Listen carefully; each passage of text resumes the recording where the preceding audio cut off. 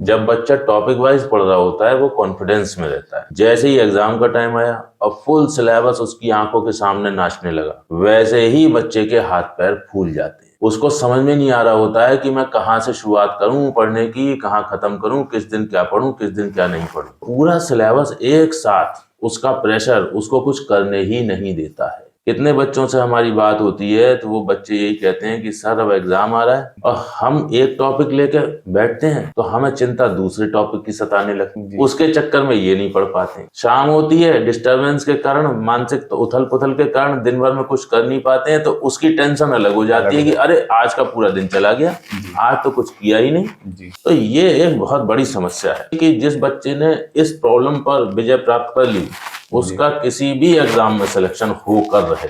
तो इसके लिए सर कुछ मंत्र बताइए ऐसा, जो बच्चे, आप तो एक्सपर्ट हैं फिजिक्स के, तो कुछ ऐसा बताइए कि बच्चा जो है वो किस तरीके से इस पर विजय प्राप्त कर सकता है। जी, उसका एक सिंपल सा सलूशन है, डिसिप्लिन।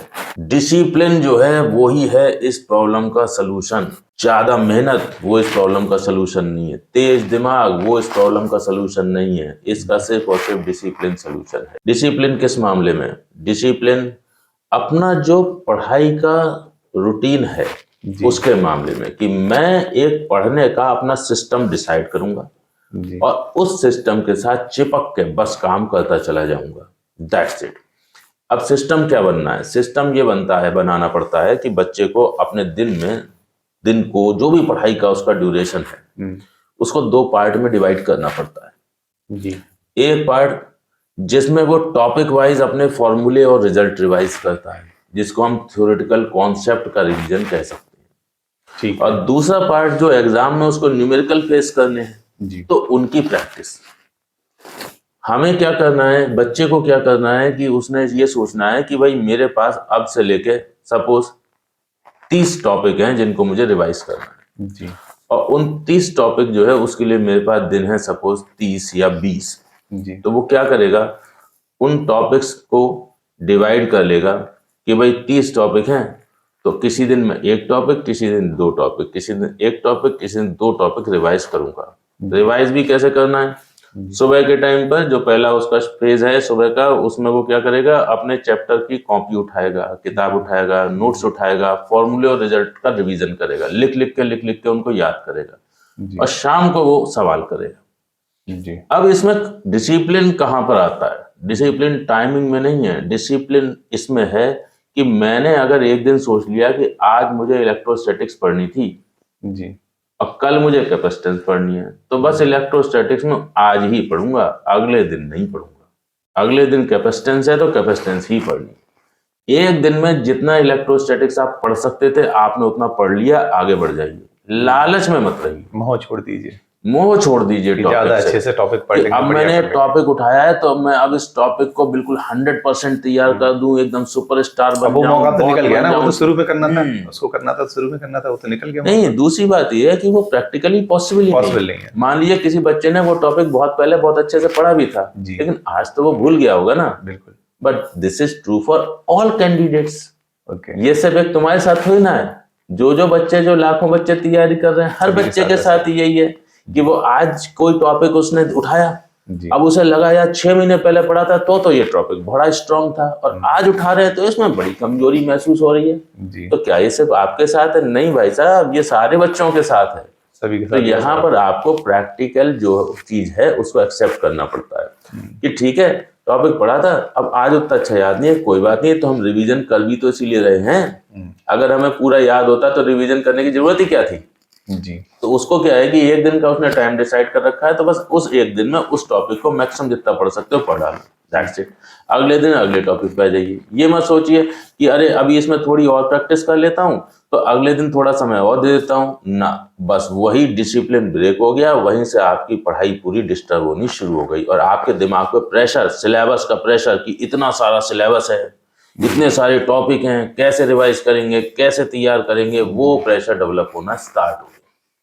इसमें सर वो चीज में जोड़ रहा था जो हम लोग की डिस्कस होती है अक्सर, कि जैसे कि आपने फिजिक्स के बारे में बताया, जैसे कंप्लीट सिलेबस है, कोई बच्चा नीट की या जेईई की प्रिपरेशन कर रहा है, जैसे नीट वाले बच्चों की हम बात करें तो उन्हें करना क्या चाहिए, जैसे फिजिक्स, केमिस्ट्री और बायोलॉजी का उन्होंने अपना पेपर पे एक सिंपल एक चार्ट बना लिया अपनी कॉपी पे, सारे चैप्टर्स के नाम लिख लिए और चैप्टर्स के नाम लिखने के बाद उनके सामने वो चीज़ जो उन्हें करनी है, जैसे अगर नोट से रिवीजन करना है तो नोट्स लिख लिए, बुक से जो करना है जैसे एनसीईआरटी से करना है बायोलॉजी में तो एनसीईआरटी लिख ली, कोई क्वेश्चन से बुक से क्वेश्चन कर रहे हैं जैसे स्टडी मटेरियल से कर रहे हैं तो वो लिख लिया, और उसके बाद उसको टिक करते गए। जितनी जितनी बार आपने पहले पढ़ा वो टिक कर दिया, और अभी जो नया रिवीजन कर रहे हैं वो टिक कर दिया, तो इससे आपके सामने पूरा चार्ट बन के आ जाएगा। मैं एक चीज इसमें ऐड करूंगा, ये आपने बहुत बढ़िया बात बताई है जी। आपने बताया कि भाई हमने एक चार्ट बना लिया और उसमें कौन सा टॉपिक हमने पढ़ लिया, रिवाइज कर लिया, एक बार रिवाइज किया तो 1 टिक लग गया, दोबारा रिवाइज किया तो 2 टिक लग गए। मैं यहाँ पर बस ऐड करना चाहूंगा एक छोटी सी बात कि जिस दिन टिक लगाओगे वो डेट और मेंशन कर दो उसमें, जी, जिससे ही हमें पता चल जाए हाँ, कि इस दिन हमने ये चीज रिवाइज की। कि अगर मैं आज अपने उस चार्ट को देखूंगा तो मुझे पता होना चाहिए कि इसमें ये टॉपिक मैंने 2 महीने पहले पढ़ा था, ये टॉपिक मैंने 1 महीने पहले रिवाइज किया था, ये टॉपिक तो 3 महीने से पढ़ा ही नहीं है। क्योंकि टिक जो है वो हमारे लिए एक रिकॉर्ड तो दे रहे, बट जब तक टाइम स्टैंप नहीं लगेगा उस पर तो फिर वो हमारे काम नहीं आएगा। तो टाइम स्टैंपिंग जरूर करिए। इनफैक्ट ये तो मैं कहता हूँ कि आप रेगुलर भी जब पढ़ रहे हैं तब भी आपको करना चाहिए कि आपने अगर कोई बुक पढ़ी है, आपने अपना कुछ भी चीज सवाल लगाए हैं, कोई चैप्टर की एक्सरसाइज लगाई है, तो वो एक्सरसाइज आपने कंप्लीट करी तो डेट डाल दीजिए कि इस दिन करी जी, चैप्टर मैंने इस दिन रिवाइज किया था तो बुक पे लिख दीजिए जी। ठीक है। इसमें सर मैं एक और बात जो है ऐड करूंगा और आप उसको थोड़ा सा देखिएगा, करेक्ट करिएगा, और उसमें आपको कुछ नई बात लगे या कुछ बदलना हो उसमें, तो जैसे कि बच्चे अक्सर ये बात करते हैं कि हम अपना रिवीजन कैसे करें। तो रिवीजन करने का क्या है कि मतलब आपके पास सपोज करते हैं कि एनसीईआरटी के कुछ चैप्टर हैं, 13 चैप्टर हैं, जैसे सपोज 12th में या 11th में 19 चैप्टर हैं, तो उन चैप्टर्स को आप कैसे रिवाइज करें। तो मैंने 11th का सिलेबस ले लिया, मेरे 19 चैप्टर हैं 11th में, ठीक है, मैंने 1 2 3 4 5 6 7 ऐसे करके मैंने रिवाइज करना उनको शुरू कर दिया। लेकिन हम लोग रिवीजन यहाँ पे कैसे करेंगे, जैसे चैप्टर नंबर 1 अगर हम लोग रिवाइज कर रहे हैं और जब हम चैप्टर नंबर 2 पे गए तब तक होता गया कि हम चैप्टर नंबर 1 को भूलने लगते हैं। अब जब 3 पे गए तो फिर फर्स्ट चैप्टर फिर भूल गए। तो इसमें फिर हम किस तरीके से रिवीजन करें कि मतलब 1 चैप्टर रिवाइज किया, 2 किया, 3 किया, 4 किया, 5 किया, 6 7 8 तक पहुंचे तो फर्स्ट वाला तो हम भूल रहे होंगे ना उस समय। तो इसमें एक बात ऐड की जा सकती है कि अगर हमने फर्स्ट चैप्टर रिवाइज किया और सेकंड रिवीजन जब हम कर रहे हैं, मैं स्पेशली बायोलॉजी की बात यहाँ पे कर रहा हूँ, जैसे फिजिक्स केमिस्ट्री में शायद ये पॉसिबल होगा या नहीं होगा, वो आप थोड़ा सा इसमें बात करेंगे कि बायोलॉजी में आपने चैप्टर नंबर 1 रिवाइज किया और जब हम 2 रिवीजन के लिए जा रहे हैं तो हमने चैप्टर नंबर 1 और 2 फिर से रिवाइज कर लेना है। अगर हमारे पास थोड़ा सा टाइम है तो 1 को रिवाइज करना है और 2 को फिर रिवाइज करना है। फिर जब हम 3 पे गए तो 1 और 2 को रिवाइज करते हुए 3 पे जाना है। 4 पे गए तो 1 2 3 4 पे जाना है। अब इसमें ये लगेगा कि भाई इसमें तो बहुत ज्यादा टाइम खर्च हो जाएगा कि मतलब फर्स्ट चैप्टर रिवाइज किया, फिर सेकंड भी रिवाइज कर रहे हैं, फिर थर्ड कर रहे हैं, फिर फोर्थ पे जा रहे हैं। तो होगा क्या, जैसे आपने फर्स्ट रिवाइज किया और सेकंड जब रिवीजन पे गए तो फर्स्ट वाला रिवाइज किया, लेकिन जब थर्ड चैप्टर रिवाइज किया तो फर्स्ट वाले को आपने रिवाइज नहीं किया, सिर्फ देखा उसमें। सेकंड वाले को रिवाइज किया, थर्ड वाले को अब आपने रिवाइज किया, फोर्थ वाले पे चले गए। ऐसे क्या होता है ना कि चैप्टर्स को आपको लगातार देखते रहना है आपको, कि आपको करना क्या है कि जो चैप्टर्स आप पढ़ भी चुके हैं उनको भी देखते जरूर रहना है। मतलब वो इतना ही हो जाए कि आपने पेज पलट के देख लिया कि ये वाला चैप्टर हमने रिवाइज किया था, इसमें ये डायग्राम बना हुआ था, ये चीजें थी, ऐसे करके। तो इसमें होगा क्या कि हम भूलते नहीं है चीजें, हमारे सामने से चीजें बार बार गुजरती रहती हैं तो चीजें हमें याद रहती हैं। इसमें मैं यहाँ पर एक जो है वो बात बताना चाहूंगा जी सर। जैसे होता क्या है कि बच्चा कोई टॉपिक, जैसे आपने कहा चैप्टर 1 जी, ठीक है, चैप्टर 1 को उसने पढ़ लिया, फिर चैप्टर 2 पे आया तो 1 को उसने दोबारा से देख लिया, ठीक है, रिवाइज कर लिया थोड़ा सा जिस तरीके से। अब वो रिवीजन का इशू क्या आता है कि रिवीजन 2 तरीके से हो सकता है जी। एक, जो आपने पहला चैप्टर पढ़ा था उसके आपने कुछ नोट्स बना लिए, कुछ डायग्राम्स बना लिए, और आपने क्या किया कि रिवीजन के टाइम पे या उसको देखना है तो उन नोट्स को या डायग्राम्स को दोबारा से देख लिया जी, ठीक है ना जी। आप हर चैप्टर के लिए ऐसा करते चले गए कि जैसे आपने किसी दिन सपोज 10वां चैप्टर पढ़ रहे हैं और आप सोच रहे हैं कि पहले 9 चैप्टर भी रिवाइज करने हैं, तो आपने उठाया, आपने जो शॉर्ट नोट्स थे, डायग्राम्स थे, उनको दोबारा से देख लिया, ठीक है, हो गया रिवीजन। ठीक, ये एक तरीका है रिवीजन करने का कम समय में जी। दूसरा तरीका होता है कि जिसमें हम जो बुक से पढ़ रहे होते हैं या जो अपने नोट से पढ़ रहे होते हैं तो हम उसी में ही हाईलाइट कर लेते हैं, अंडरलाइन कर लेते हैं, ठीक है, फिर रिवीजन के टाइम पे या दोबारा देखने के टाइम पर उनको जो है वो कर देखते हैं, दोबारा देख लेते हैं जो भी हमने अंडरलाइन किया या हाईलाइट किया है जी। मोस्टली बच्चा जो है यहाँ पर इन दोनों स्ट्रेटजी में से गलत स्ट्रेटजी सेलेक्ट करता है जी। अब गलत वाली कौन सी है वो मैं बताता हूँ। गलत वाली है शॉर्ट नोट्स वाली।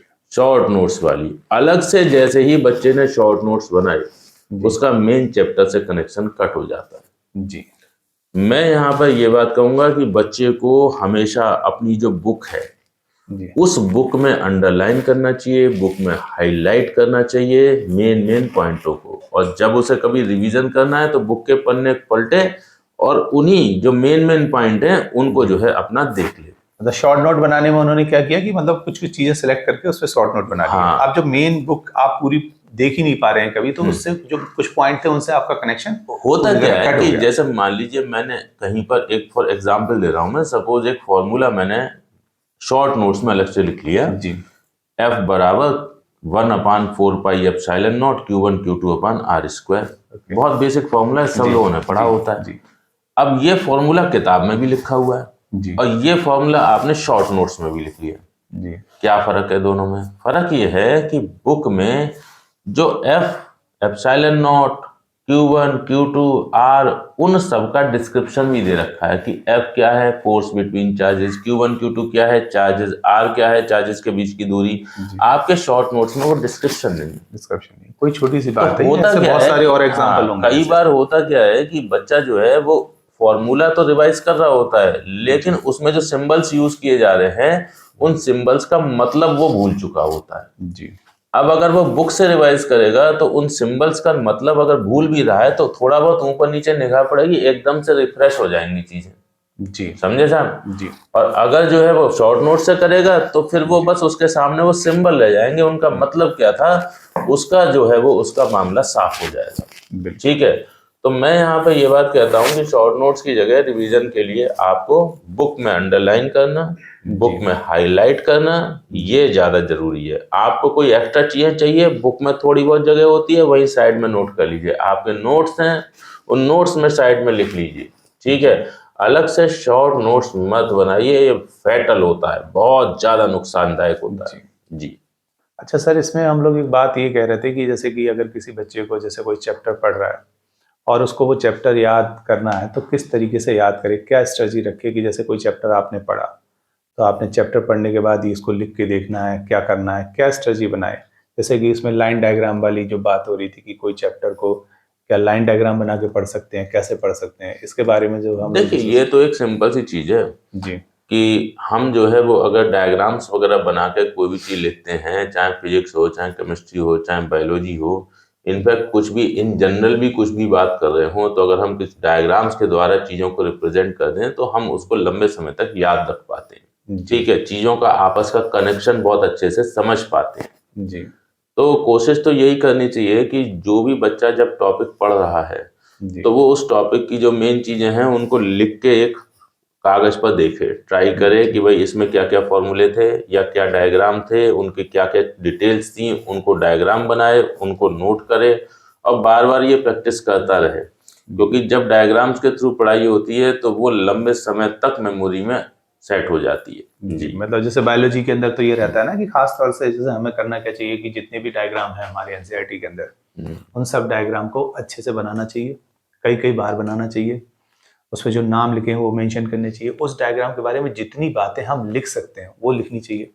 और अगर हमने डायग्राम अच्छे से बनाया, एनसीईआरटी का एक एक डायग्राम हमने ठीक से बनाया, तो उसके जो कॉन्सेप्ट होंगे वो हमारे क्लियर हो जाएंगे, उससे रिलेटेड जो क्वेश्चन आएंगे वो आपके हर हालत में सही होंगे। एक तो ये बात। जैसे दूसरी बात ये कि जो सर बोल रहे हैं कि लाइन डायग्राम, तो जैसे कोई चैप्टर बायोलॉजी के अंदर आप कैसे कर सकते हैं, तो बायोलॉजी के अंदर कोई चैप्टर आपने याद किया और उसको पूरा लाइन डायग्राम बना लिया आपने, पूरा लाइन डायग्राम जैसे चार्ट जैसा बोलते हैं ना, तो पेज पे एक चार्ट जैसा आपने बना लिया और उसमें जो भी चीजें हैं उनको इंटर रिलेट करके लिखने की कोशिश की। तो ऐसे क्या होगा, आपको चैप्टर जल्दी याद हो जाएगा। आप जहां पर लिख के अगर देख रहे हैं उसको कि चैप्टर याद किया और लिख के देखा, उसकी अपेक्षा अगर आपने लाइन डायग्राम बनाया तो आप बहुत जल्दी याद कर लेंगे, बेहतर याद कर लेंगे।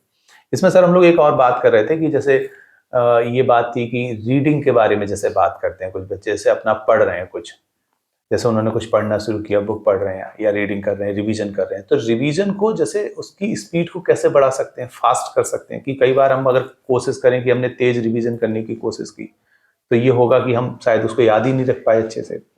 या हमने स्लो रिवीजन किया तो हम बहुत हल्के रिवीजन कर पाएंगे, तो इसमें क्या सर बताएंगे? देखिए, ये तो एक फैक्ट है कि आपने रिवीजन के नाम पर अगर बुक लेके या अपनी कॉपी लेके बस फटाफट उसकी रीडिंग कुछ करते चले गए तो उसका कोई फायदा नहीं होता है, वो तो बस यूजलेस ही हो जाता है, टाइम और वेस्ट हो जाता है। तो जिस समय आप पढ़ रहे हैं, रिवाइज कर रहे हैं, तो उस समय आपको एक प्रॉपर दिमाग में सोच रखनी पड़ती है कि हाँ, मैं ये टॉपिक रिवाइज कर रहा हूँ और इसमें जो भी इम्पोर्टेंट चीज़ें हैं वो मैं पढ़ूंगा और उनको याद रखने का प्रयास भी करूंगा। आप सिर्फ रीडिंग कर रहे हैं लेकिन आपके मन में यह भावना नहीं है कि मुझे इसे याद करना है, तो याद नहीं होगा, याद नहीं होगी, टाइम वेस्ट हो जाएगा। रीडिंग करते समय मन में पूरा होना चाहिए कि ये मैं इसलिए रीड कर रहा हूँ क्योंकि मुझे इसको याद भी रखना है।